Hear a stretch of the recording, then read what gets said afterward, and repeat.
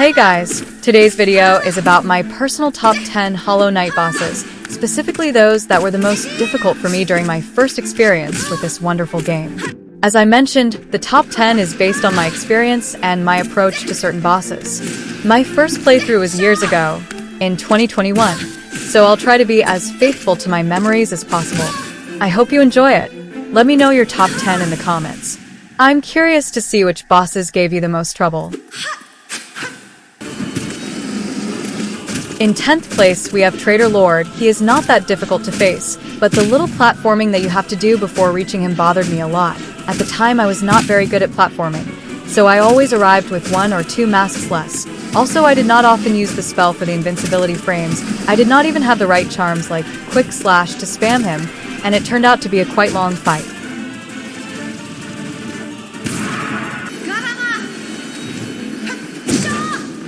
In 9th position, we have Hornet 2, or Hornet Sentinel. She was one of the first bosses that gave me problems in this game. She was much faster, and in the last phase her traps were camouflaged with the background of the arena, or they were difficult for me to see. Same thing in the Pantheons for my fight in Radiant.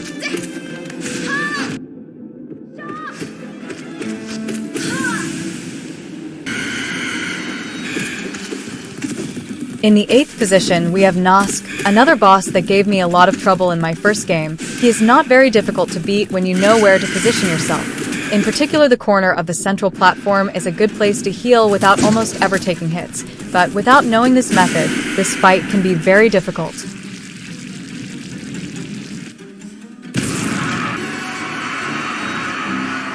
In 7th place, we have Lostkin. He was my first real obstacle in the game. His minions appear too frequently. The boss moves very fast, almost difficult to predict with his jumps. His dashes are much faster. And although the base boss, Broken Vessel, was very easy to beat, I beat this boss later after upgrading my nail and finding more charms.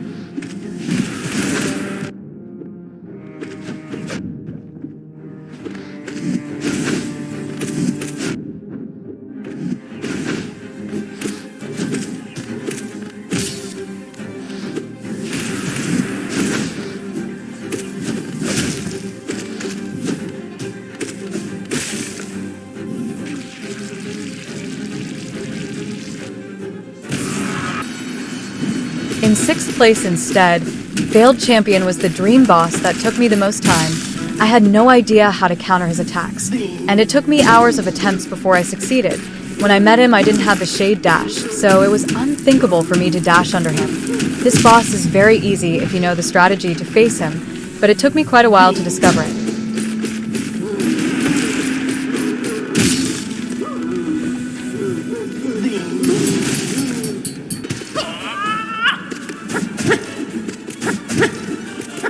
In the 5th position, we have Sly. Sly is a boss that you find in the Pantheon, so in the endgame, Sly is the boss of the 3rd Pantheon. His attacks have a high range, and his Great Slash does double damage. But what gave me the most problems was his last phase. I had no idea how to hit him, and it was the first boss where I had to watch a tutorial for that phase in particular.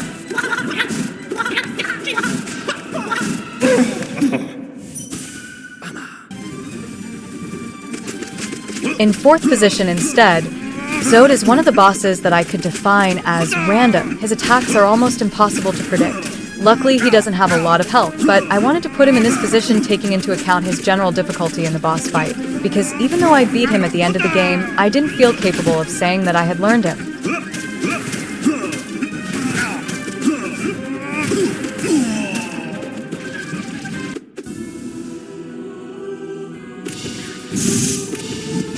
And here we are in the top 3 with Pure Vessel. Obviously, it is present in this ranking, one of the most beautiful bosses to face in the entire game. It took me a while to defeat it once I unlocked it in the 4th Pantheon, but I have a really pleasant memory of its boss fight. Its attacks are very understandable and extremely clean. It is one of those boss fights that are really well done and fun. Once you learn it, it will probably become one of your favorites.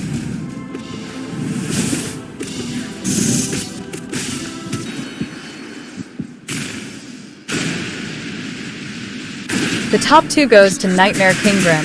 I don't think this boss needs any introduction. One of the most beautiful bosses, the soundtrack and the atmosphere are probably the best in the whole game. His attacks are very technical. It took me about 2 hours to try my first time, but since he's a very technical boss, it's likely that once you've beaten him you won't have any difficulty in doing it again hitless. In my experience, he was the first boss I did in Radiant in the God Home DLC.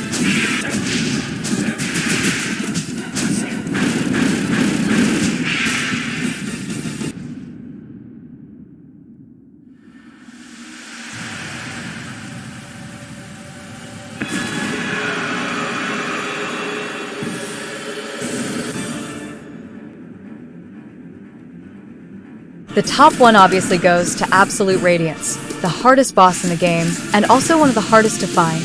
It is the final boss of the 5th Pantheon. Its boss fight is extremely complex and where it is located does not help.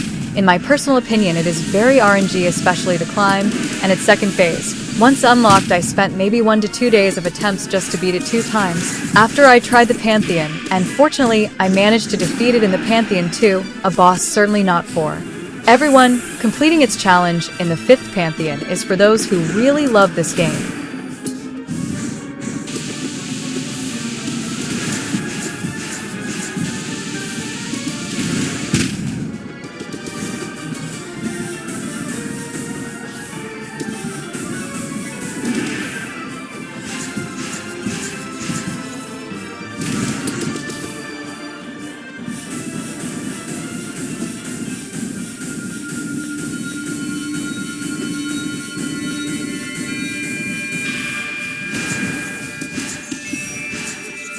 Thanks for watching. See you in the next video.